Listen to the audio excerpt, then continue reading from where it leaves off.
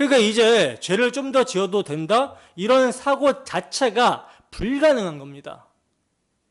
그리스도인들은요, 이 사고의 변혁이 일어났어요. 예전에는 죄를 사랑했고 쾌락 사랑하기를 하나님 사랑하는 것보다 더했는데, 그리고 법이 무서워서, 심판이 무서워서 억지로 참았던 거, 마음으로는 그 죄를 다 범했어요. 하지만 이제 변화돼서 심판이 없어졌음에도 불구하고 죄가 미운 거예요. 이제 심판 안 하겠다라고 하는데도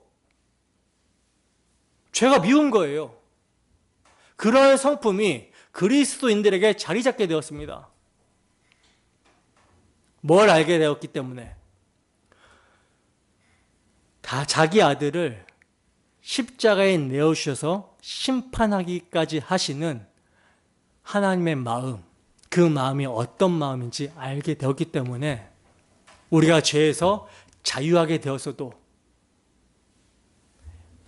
그 자유를 방종으로, 그럼 이제 내 마음대로 죄지어도 되겠네, 이게 아니라 그럴 수 없느니라.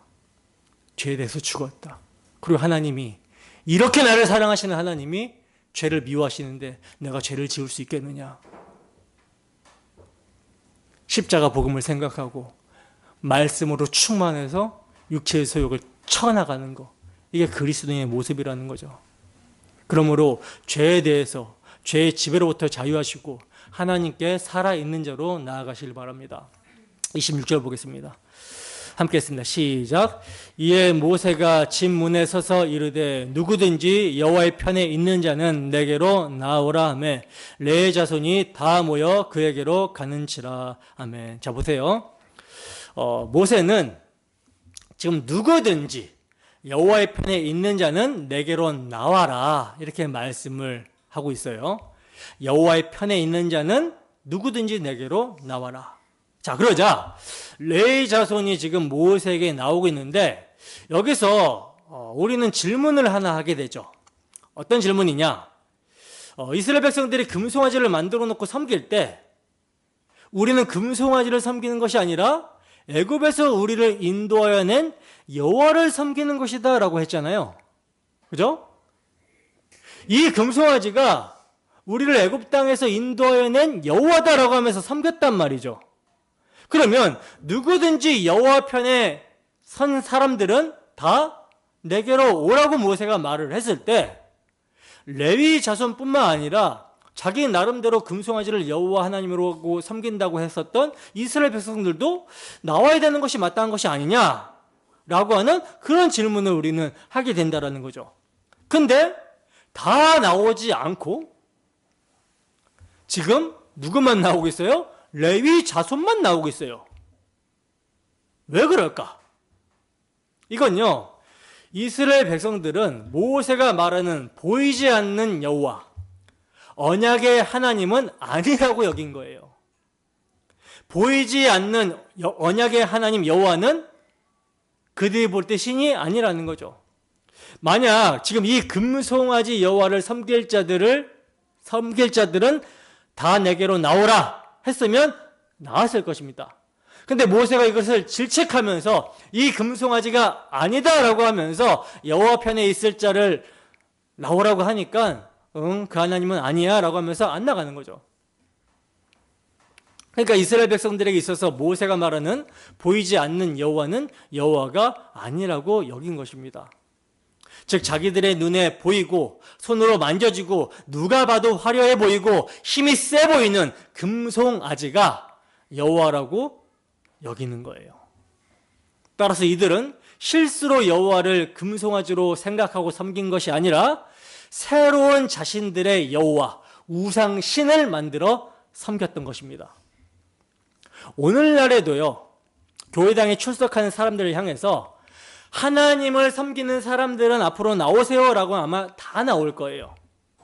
그러나 그 나오는 사람들에게 이 하나님은 세속에 성공과 부를 주시는 분이 아니라 참 하나님과 그 아들 예수 그리스도를 알도록 사귐을 가지게 하시는 하나님, 영생을 주시는 하나님이시다. 세속의 성공이 아니라 영생을 주시는 하나님이시고 나아가 내 욕망을 죽여가면서 하나님의 뜻만 내 삶 속에 이루어가시는 하나님이다. 그리고 그 가정에서 하나님의 뜻대로 가지 않으면 우리에게 징계를 하셔서 고난도 주실 수 있고 하나님의 뜻대로 보시기에 좋은 대로 이끌어 가시는 분이니까 우리의 모든 세속의 욕망들은 내버려 두고 하나님만 섬길 뿐 나오세요 라고 하면 어떻게 될까요?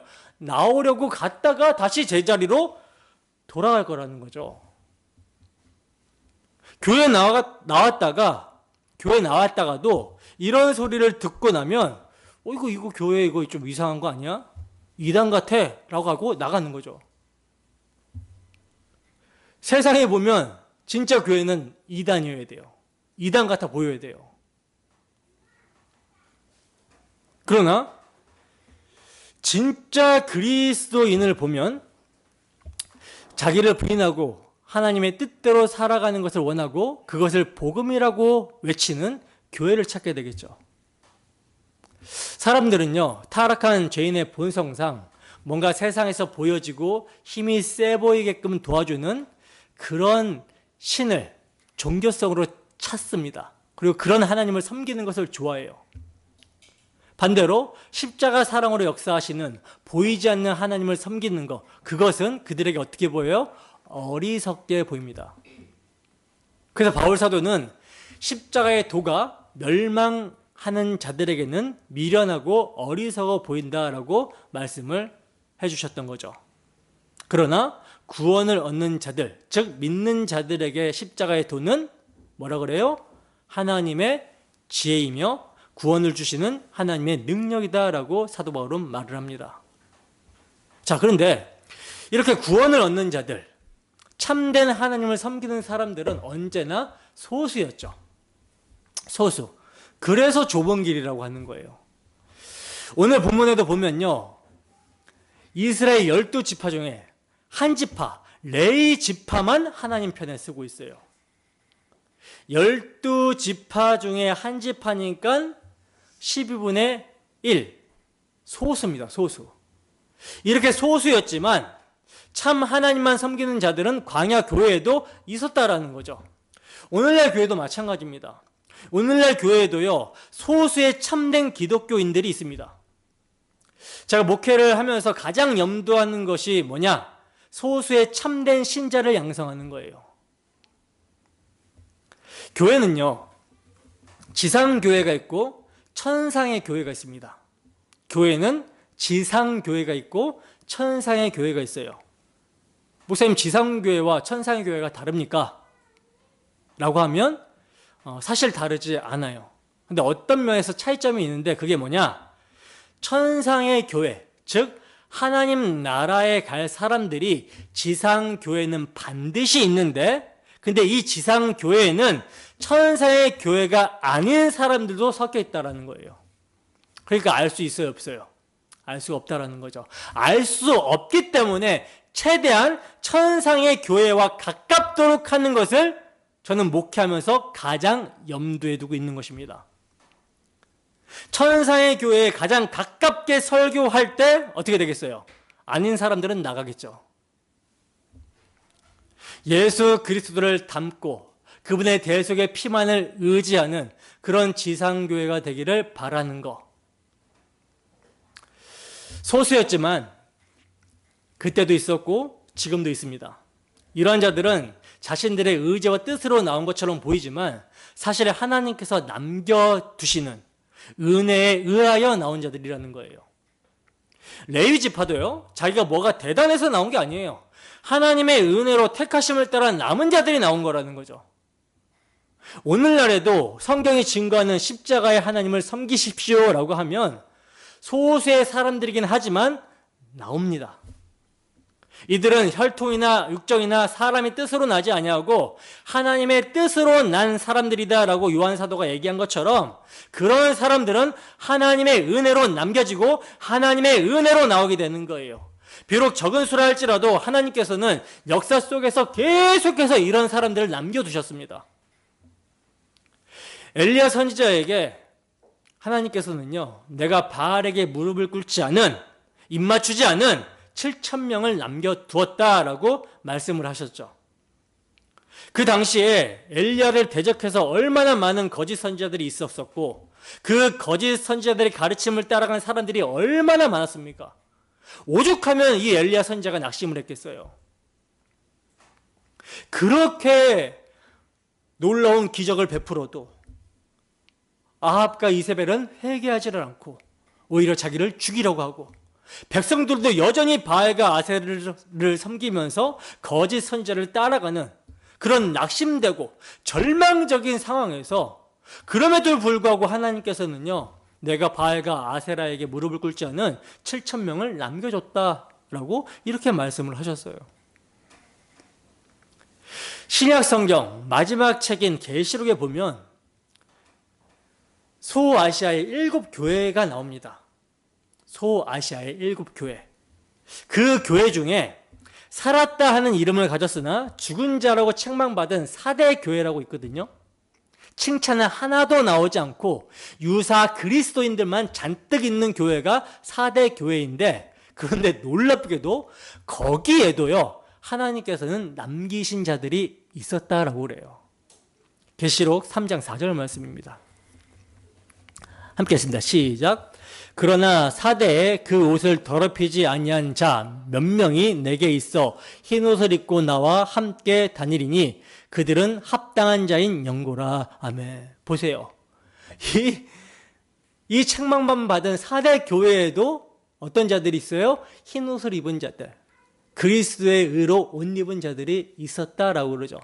그러니까 여러분, 어느 시대에나 은혜로 말미암아 택하심을 따라 남은 자가 있기 마련이라는 거죠. 그러한 은혜가 우리들에게 있어야 될 줄로 믿습니다. 자, 그러려면 어떻게 되냐? 세속에 속하기를 거부하고 오직 하나님만을 섬기겠다라고 날마다 결단하며 믿음의 길을 걸어가야 되는 거예요. 때는요, 여러분, 점점 악해집니다. 예수 믿기 쉬운 때가 역사상 없었어요. 진짜 예수님을 믿는 시대, 쉬운 게 없었어요. 근데 때는 갈수록 악해져 간다라고 그러죠. 그러니까 예수 믿기가 갈수록 쉽지 않다라는 것입니다. 이때 사람들은 많이 배도를 하게 될 것입니다. 근데 배도의 순간에 믿음을 지키게 되는 사람들은요, 갑자기 그렇게 되어지는 경우는 저는 드물다고 봐요. 물론 성령의 강권적인 역사로 그럴 수도 있겠지만, 그러나 일반적으로 보면요, 극단적인 상황에서 믿음을 지키는 사람들, 순교의 상황에서 예수님을 부인하지 않고 순교를 하게 되는 사람들은 평소에 주의 도우심을 구하며 믿음을 지켜간 사람들입니다. 아주 사소한 것부터 주의 뜻이 무엇인지 이해를 하며 분별하며 주를 기쁘시게 하기 위해서 경건에 힘쓰는 사람들이라는 거예요. 순교한 스데반 집사를 보세요. 성경이 뭐라고 증거합니까? 그가 항상 성령으로 지혜가 충만했던 사람이었다라고 증거하고 있죠.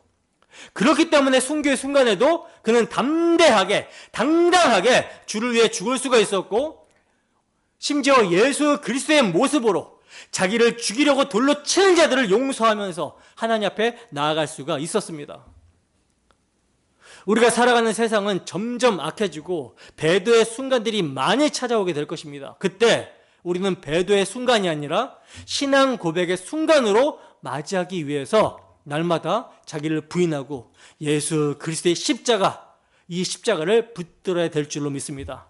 그래야지만이 배도의 순간에 믿음을 지키는 은혜가 있게 되는 거예요.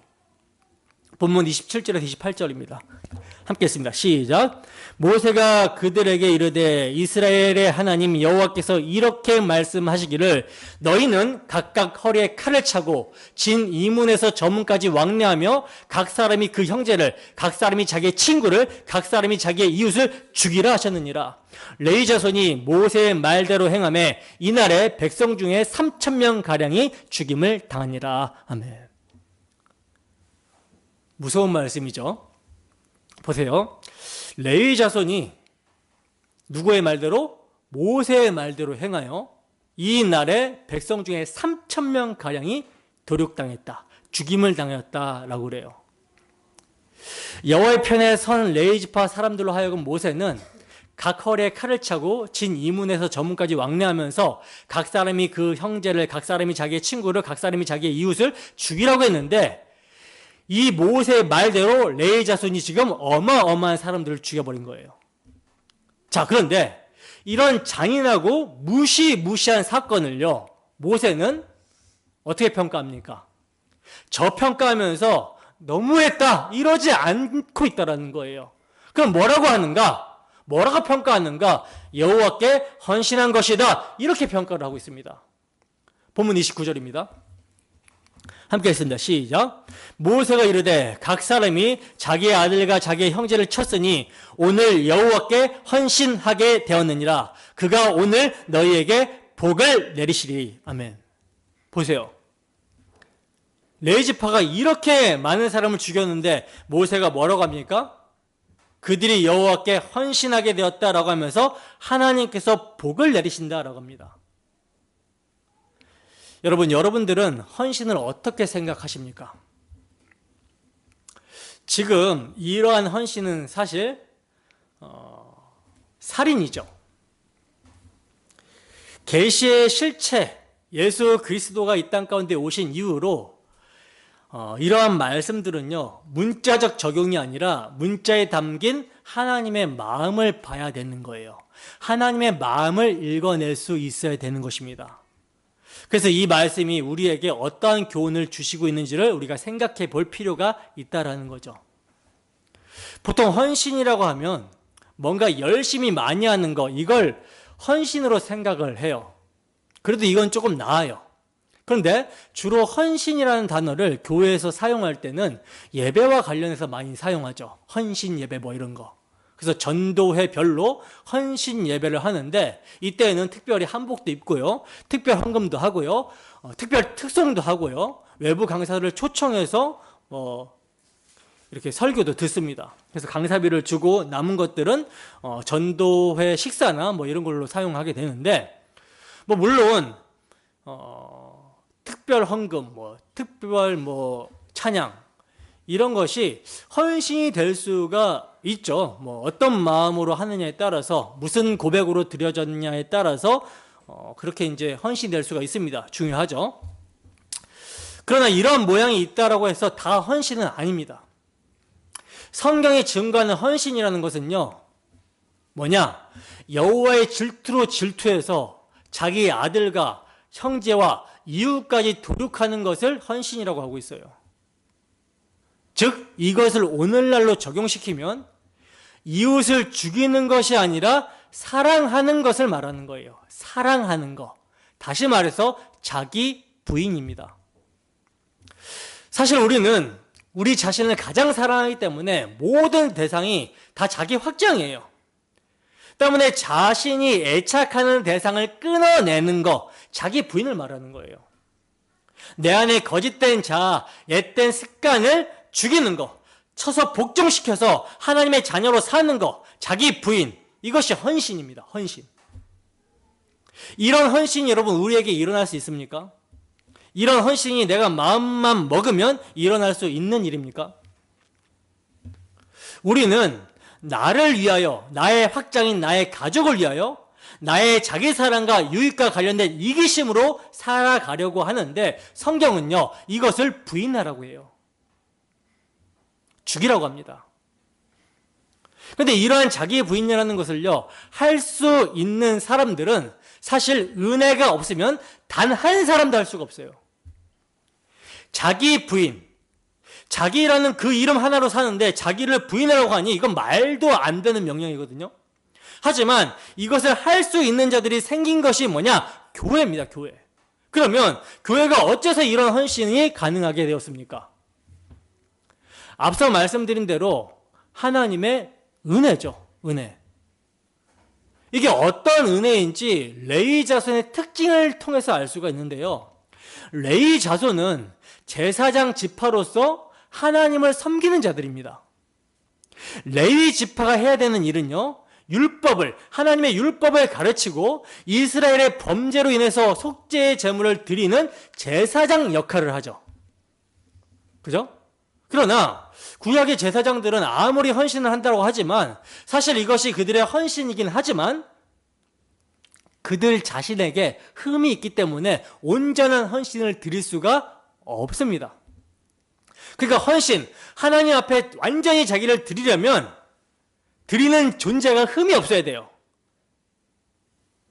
그러면 이들이 왜 제사장인가? 왜 헌신하는 자들인가?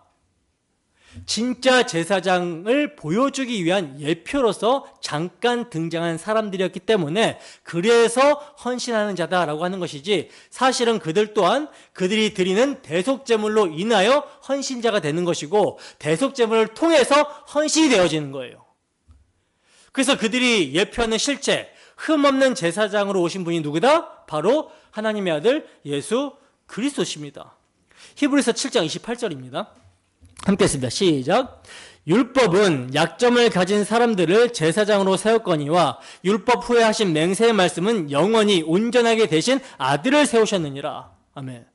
그러니까 율법은 약점이 있는 사람들, 흠 있는 사람을 제사장으로 잠깐 세웠지만 율법 후에 율법의 실체이신 하나님이 맹세하신 이 복음으로는 어떻게 하셨다? 영원하게 온전하게 되신 하나님의 아들이 세워졌다. 이렇게 설명을 하고 있어요.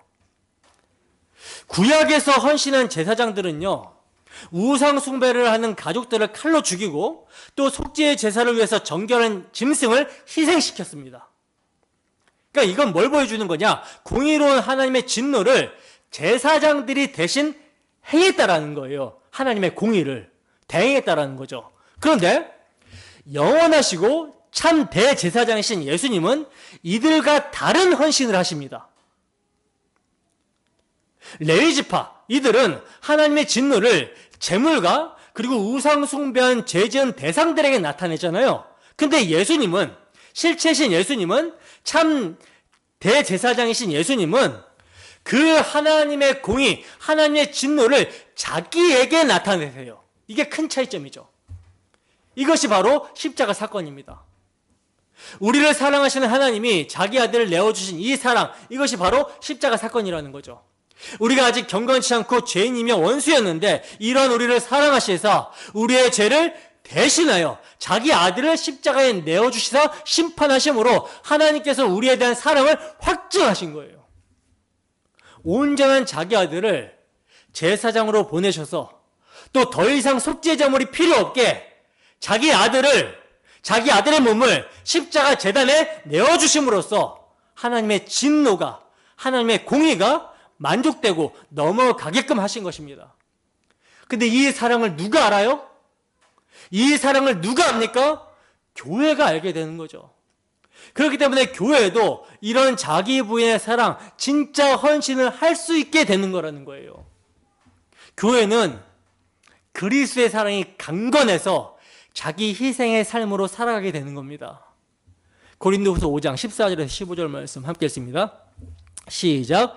그리스도의 사랑이 우리를 강건하신도다. 우리가 생각하건대 한 사람이 모든 사람을 대신하여 죽었은즉 모든 사람이 죽은 것이라. 그가 모든 사람을 대신하여 죽으심은 살아있는 자들로 하여금 다시는 그들 자신을 위하여 살지 않고 오직 그들을 대신하여 죽었다가 다시 살아나신 이를 위하여 살게 하려 함이라. 아멘.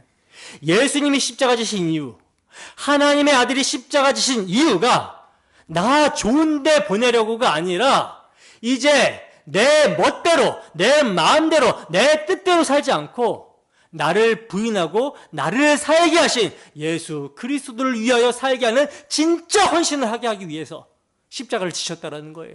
십자가에 피 흘려 주셨다라는 것입니다. 그러므로 진짜 헌신자들이 어디 있어요? 교회에는 있어야 된다라는 거죠. 우리의 삶에 참된 헌신이 있다면 우리를 통해 십자가의 은혜가 무엇인지 세상에 증거가 되고 있는 거예요.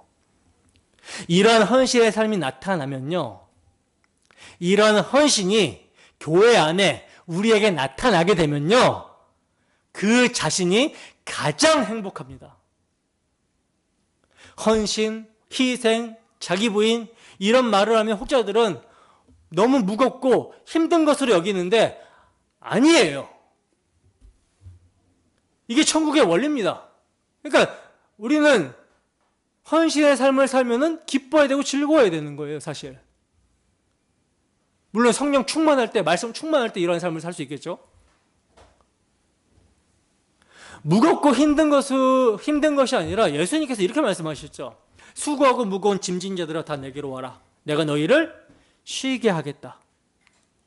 그러면서 하시는 말이 뭐예요? 내 멍에는 쉽고 내 짐은 가볍다라고 하셨습니다.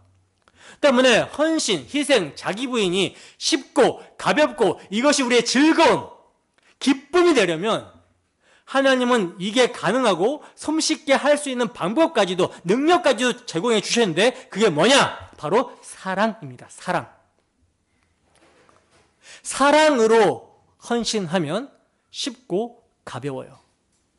그리고 그것을 행하게 되면 행한 자신에게 가장 큰 은혜와 평강이 밀려오게 됩니다.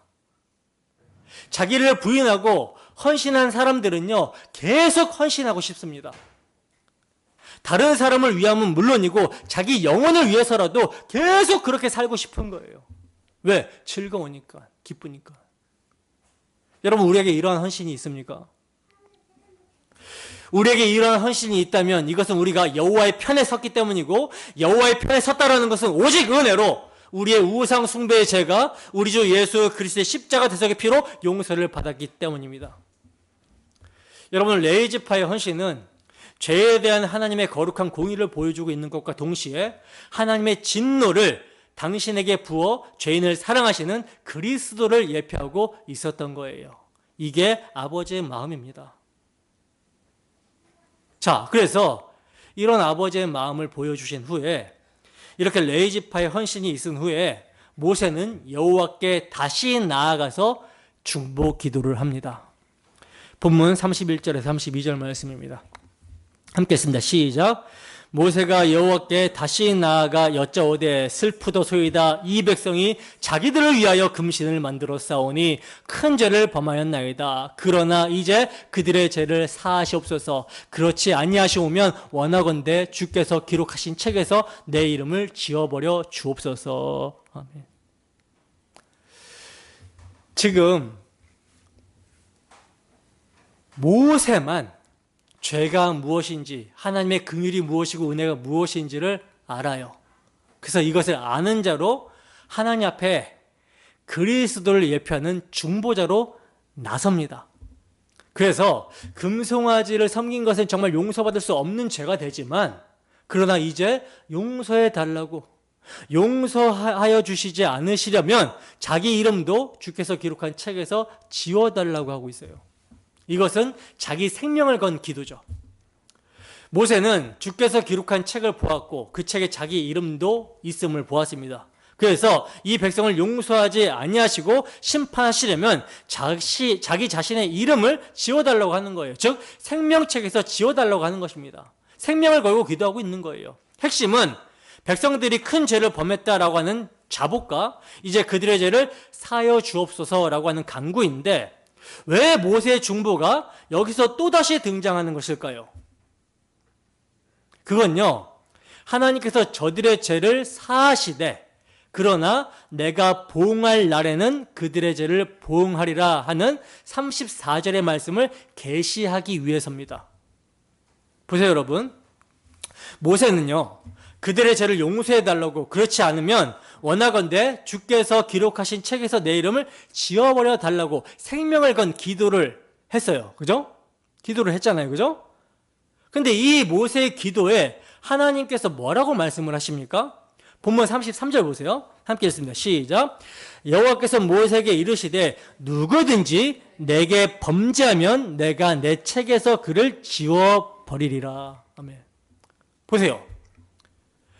모세의 생명을 건 중보 기도에 하나님께서는 답변을 하시는데 뭐라고 답변하시냐?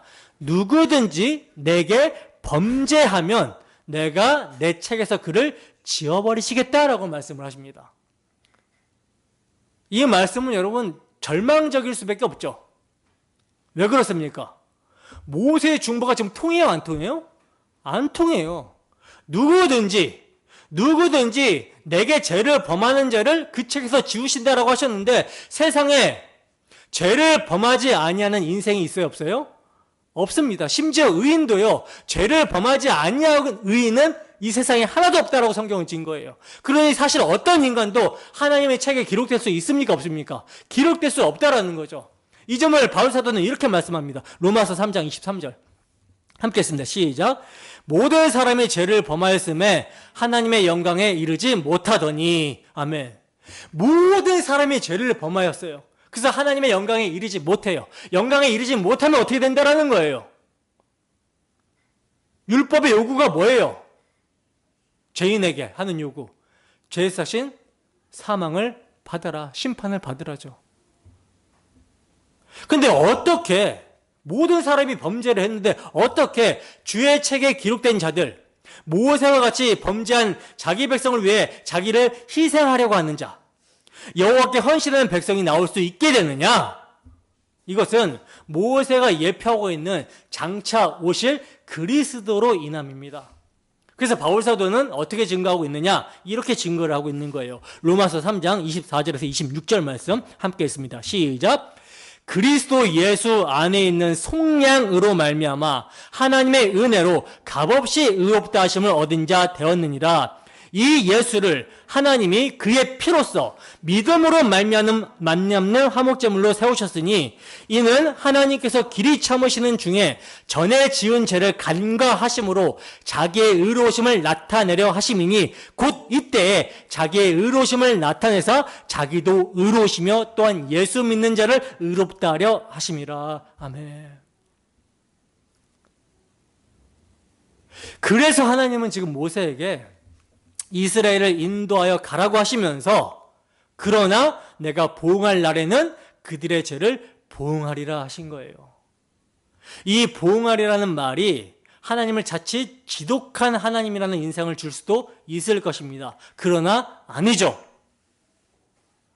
이는 주께서 눈이 정결하심으로 악을 참아 보지 못하시는 거룩하시고 의로우신 하나님의 속성을 나타내주고 있는 표현이에요.